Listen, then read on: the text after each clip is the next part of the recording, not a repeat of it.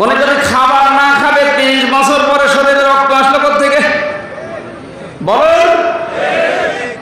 30টা বছর কবরে আছে, এরপরও ফিনকি দিয়ে রক্ত বের হচ্ছে ওই জায়গাগুলো দিয়ে। তার মানে আল্লাহর কোরআনের আয়াত 100 বার সত্য, যেমন জীবিত এবং শহীদরা আল্লাহর কাছে আল্লাহ নিজে তাদেরকে খাওয়ান।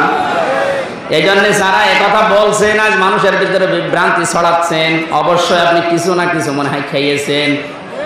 ইহুদি খ্রিস্টান দাদা বাবুদের কাছ থেকে কিছু হয় খেয়েছেন, নাই গাঁজা খেয়েছেন। তাও যেমন তেমন গাঁজা না, মিয়াদ উত্তীর্ণ গাঁজা। তাছাড়া এই কথা কেউ বলতে পারে? ও কিসের আলেম হয়েছে আমি তো বুঝি না। কোরআনে স্পষ্ট আয়াত এগুলো। সূরা বাকারার 154 নম্বর আয়াত, সূরা আলে ইমরানের 159 নম্বর আয়াত। আরো দেখানো লাগবে আপনাকে? 93টার উপর আয়াত আছে শুধু শহীদদের মর্যাদার কথা বলতে গিয়ে আল্লাহ। আর তারা এখন উল্টা পাল্টা ছড়াচ্ছে। এই যেহেতু টাকা পয়সা পাচ্ছে, কারণ এই জালেমদের তো টাকার অভাব নেই। কোটি কোটি টাকা এখনো বিভিন্ন জায়গায় জালেমদের আছে। ওই টাকাগুলো এই জালেমদের দেশ, কারণ এগুলো একটা জালেম। কোরআন যারা গোপন করে এরা আল্লাহর কাছে সবচাইতে বড় জালেম। এটা তো আমি বানালাম নাকি? ওমান আযলামু মিম্মান কাতামা শাহাদাতান ইনদাহু মিনাল্লাহ আমাল্লাহু বিগাফিলিন আম্মা তা'মালুন। সূরা বাকারা প্রথম নাম্বার পারা 20 নাম্বার পৃষ্ঠা 13 নাম্বার লাইনের 140 নাম্বার আয়াতের প্রথম অংশে আছে। আল্লাহ পাক বলেন, বড় জালেম দেখতে চাও দুনিয়ায়? আমেরিকায় যাওয়া লাগবে না, ভারতে যাওয়া লাগবে না। সব চাইতে বড় জালেম আমি আল্লাহর নিকটে। আসলাম ইসমে তাফজিল, এর চাইতে বড় শব্দ আর নেই। এটা সুপারলেটিভ ডিগ্রি। আল্লাহ বলেন, বড় জালেম আমি আল্লাহর কাছে ওই লোকটা যার কাছে কোরআন থাকার পরে দুনিয়ার কোনো স্বার্থ পেয়ে গোপন করে দেয়। এটা বাংলাদেশে নেই। এখানে কিতাব প্রচার করা লাগবে আমাদের। কি প্রচার? সব দল মত বাদ দিয়ে যদি কিতাব প্রচার করতে পারতাম, বাংলাদেশে যেমন ইসালে সাহাবে বাধা দেয়নি, ওরস শরীফে বাধা দেয়নি, মিলাদ শরীফে বাধা দেয়নি, নওরোজ শরীফ হয়, খসরত শরীফ হয়, গোসল শরীফ হয়, কোনো বাধা নেই, তাহলে তাফসীরুল কোরআন মাহফিলেও কোনো বাধা আর থাকবে না। খুশির বিষয়, কালকে গতকালকে অন্তর্বর্তীকালীন সরকারের প্রধান উপদেষ্টা ডক্টর মোহাম্মদ ইউনূস ঘোষণা দিয়েছে, এই দেশে আর কোনোদিন কোরআনের কথা বলতে গেলে কোনো প্রশাসন, কোনো নেতা খেতার কাছে অনুমতি নেওয়া লাগবে না। ধন্যবাদ জানাই তাকে। আল্লাহ যেন তাকে এই কথার কারণে হেদায়েত দান করে। অনেক উত্তম কথা না? 3 বছর জেল খাটার পরে মনে করলাম যে যাক, এবার মনে হয় আমার অনুমতি দেবে। ওরে আরো কঠিন। আমার কুষ্টিয়ার যে আল্লাহর ওলি ছিল মাহবুবুল আলম হানি, এই লোকটাই হাইব্রিড। আমি জেলখানায় যখন ছিলাম, আমার পরিবার নাকি ওনাকে বলেছিল যে আপনি ধরিয়ে দিলেন, আপনি বলে না আমার হাইব্রিড নেতা বলেছে, ওর কোনো বের হওয়ার সুযোগ নেই। আপনি তো হাইব্রিডই। এখনো যে পজিশন কুষ্টিয়ায়, আমার মনে হয় এখন তো আরো 100 ভাগ। এর আগে এই 17 বছরও যদিও আমার সাথেও ভোটে দাঁড়াতো ফেল করত, আর সে বারবার এমপি হয়ে যায় বিনা ভোটে, রাতের ভোটে। আর এই লোকটা এই খুলনা বিভাগের কমিশনার যিনি ছিল, তারে ঘোষণা দিয়ে জানিয়েছে যে উনি যেন এই 10টা জেলায় কথা বলতে না পারে কোরআনের কথা। এটা জালেম না? জালেমের বাড়ি ঘর ভেঙে মানুষ ইট পর্যন্ত খুলে দিয়ে চলে গিয়েছে। কয়েকদিন আগে দেখতে গিয়েছিলাম, মানুষ বলছে নমরুদের বাড়ি কি দেখবে, ওর বাড়ি আর নেই। আমার মনে হয় এই সমস্ত নমরুদ মার্কা ছাড়া এই 17 বছর কোরআনের অনুষ্ঠানে এসে সরাসরি আলেমদের গায়ে হাত দিয়েছে, মাইক কেড়ে নিয়েছে। দেখেননি? এগুলো পৃথিবীর বড় জালেম। এই জালেমদের বাড়িগুলো এখন আবু সেহেলের বাড়ির মতো পায়খানা বানানো দরকার। বিশেষ করে আমার কুষ্টিয়া, এইরা 2 ভাই, আতা পাতা আর হানি। আরো আছে শয়তান, আমি নাম নিলাম না। এইগুলোর বাড়ি এখন দেখে দেখে অনেকে বলছে, হ্যাঁ দাবি তোলেন যে এগুলো আমরা আবু জেহেলের বাড়ির মতো সরকারি পায়খানা বানাবো।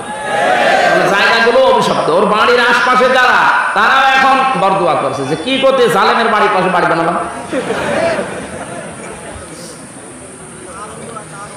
যশোরবাসী কোরআনের যে মেসেজটা দেওয়ার জন্য পর্যন্ত আসলাম, তাহলে কোরআন আজকে থেকে প্রচার করা লাগবে দল মত নির্বিশেষে, এটা দায়িত্ব মনে করে। এটা কিন্তু নামাজের মতো ফরজ একটা কাজ। আমি আবার একটা কথা স্মরণ করাচ্ছি, 17 বছর যারা তাফসীর মাহফিলে, ওয়াজ মাহফিলে, কোরআনের অনুষ্ঠানে আলেমদের মাইক কেড়ে নিয়েছে, বাধা দিয়েছে, অনুমতি দিতে চাইনি, একটাকেও কোনো মাফ নেই, কোনো ছাড় নেই। এদের অর্থ সম্পদগুলো এখন কোরআনের প্রচারের কাছে ব্যয় করবেন, আর এদের ওই বাড়ি ঘর জায়গা জমি যেগুলো আছে ওগুলো তো অভিশপ্ত জায়গা, ও জনগণের জন্য টয়লেট বানানো লাগবে।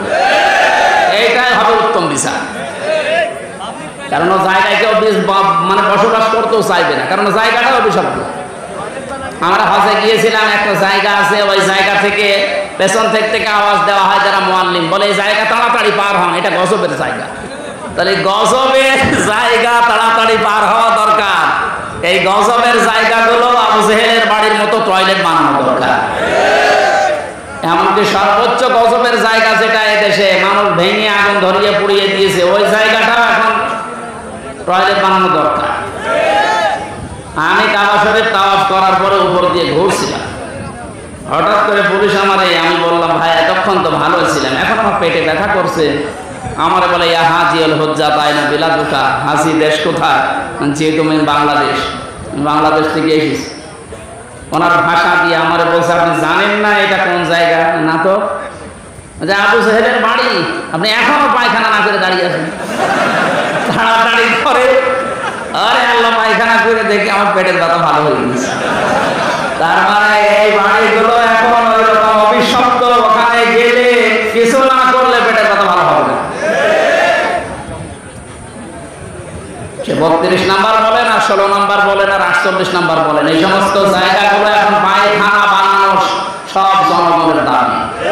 এখান থেকে জুলুমের সূচনা হয়ে সারা দেশে ছড়িয়েছে। কথা বলেন আপনার এখনো জালেমদের প্রতি সিম্পিটি কাজ করে, তাহলে ব্যারিস্টার আরমানের স্ত্রীর কাছে আপনি কি জবাব দেবেন বলেন? এই আয়না ঘর বানিয়েছে মানুষগুলো, অনেকে মনে করে আয়না ঘর মানে চারিদিকে আয়না দেওয়া। কিসের আয়না? আমি ওই 10 দিনে কোনো আয়না কিছু পাইনি। এমন একটা ভয়ঙ্কর জায়গা। আমার আজমের স্ত্রী অন্য জায়গায় শেষ পর্যন্ত বিয়ে করে ফেলেছে গত বছর। কি জবাব দেবেন তার স্ত্রীর কাছে?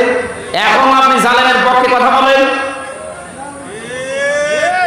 কিছুই যদি না করা যায়, অন্তত আয়না ঘর যারা বানিয়েছিল আর এর সাথে যারা জড়িত, তাদের এই এক অপরাধের কারণে ফাঁসি দেওয়া কোনো ব্যাপার না।